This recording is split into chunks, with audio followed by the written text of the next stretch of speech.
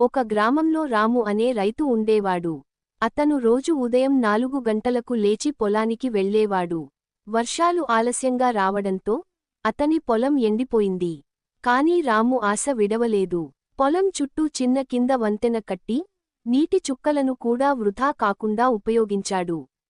పిల్లల చదువు కోసం, భార్య ఆరోగ్యం కోసం ప్రతి విత్తనాన్ని ప్రేమగా వితకాడు.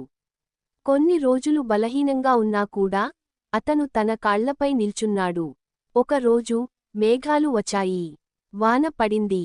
రాము మొక్కలు సంతోషంగా పెరిగాయి. ముసిముసి నవ్వుతో అతని కష్టానికి ఫలితం వచ్చింది. చివరికి పంట భారీగా వచ్చినప్పుడు గ్రామంలో అందరూ రాముని చూసి స్ఫూర్తి పొందారు. మోరల్: కష్టపడితే ఫలితం తప్పదు. రైతే దేశానికి వెన్నెముక. మరిన్ని తెలుగు కథల కోసం ఛానెల్కి సబ్స్క్రైబ్ చేయండి. వీడియో నచ్చితే లైక్ మరియు షేర్ చేయండి. మీ అభిప్రాయాలను కామెంట్స్లో చెప్పండి. ధన్యవాదాలు పిల్లలు.